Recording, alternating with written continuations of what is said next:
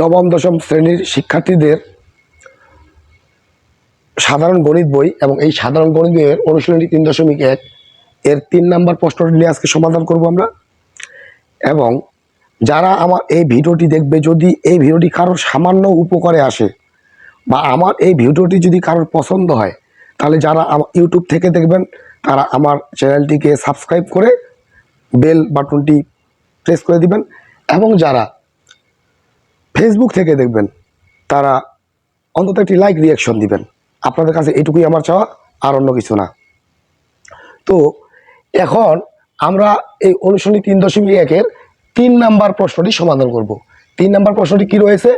a minus B equal to 4 এবং A B equal two 60 হলে এ plus B এর মান কত? তো এখানে মান নির্ণয় করতে বলছে।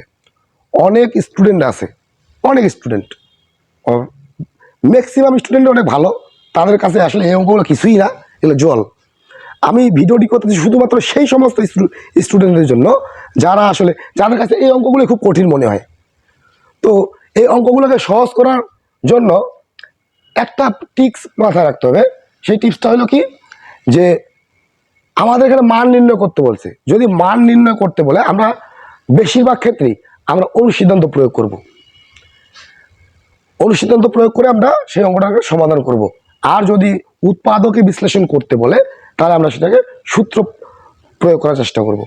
তাহলে এখানে আমাদের দেওয়া আছে a minus B equal to 4 এবং এ বি ইকুয়াল টু 60 হলে এ প্লাস বি এর মান কত?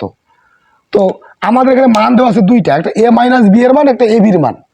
তো যেই দুইটা মান দেওয়া আছে আমাদেরকে এই দুইটা মানের সাহায্যে আমাদেরকে এ প্লাস বি এর মান বের করতে হবে। তো আমরা কিভাবে বের করব? যেটা দেওয়া আছে আমরা লিখব যে দেওয়া আছে, কি দেওয়া আছে আমাদের? দেওয়া আছে যে a মাইনাস বি ইকুয়াল 4 এবং এ বি ইকুয়াল টু 60। তাহলে আমাদেরকে মান বাইর করতে বলছে এ প্লাস বি। এখন এ প্লাস বি এর মান যদি বের করতে যাই তাহলে আমাদেরকে এখানে অনুসিদ্ধান্ত লাগবে বর্গের। কোন অনুসিদ্ধান্তটা? এই জন্য আমরা এখানে লিখবো, আমরা জানি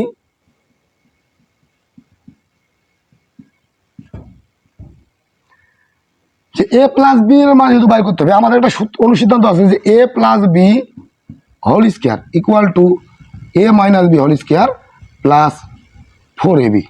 এই অনুসিদ্ধান্ত দিয়ে করতে হবে। তো এখানে আমাদেরকে এ প্লাস বি এর মান তো বের করতেই হবে।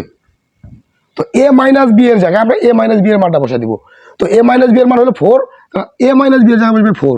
এ মাইনাস বি এর উপর স্কোয়ার আছে, স্কোয়ার দিলাম, তাহলে প্লাস দিলাম প্লাস, এখানে 4 আছে 4 দিলাম। তো এ বির জায়গায় এ বির মান বসবে, এ বির মান হলো 60। তাহলে এখানে কি হবে? এ প্লাস বি হোল স্কোয়ার আছে, এ প্লাস বি হোল স্কোয়ার রাখলাম আপাতত। এখন 4 এর উপর স্কোয়ার বলতে 4 দুইটা 4 চোখ কত হবে? 16 হবে, প্লাস আর এই দুইটা যদি আমরা গুণ করি 240। এখন এখানে এ প্লাস বি হোল স্কোয়ার যা আছে তাই রাখলাম, এই দুটো আমরা যদি যোগ করে দিই তাহলে এখানে কত? 256। তাহলে এ প্লাস বিটাকে রাখবো, এই পাশের স্কোয়ারটা সমান সমান এই পাশে কি হবে? রুট ওভার হবে। তা কার উপর রুট ওভার? এই পাশে যে থাকবে সমান সমান এই পাশে, তো 256 উপরে রুট ওভার হবে।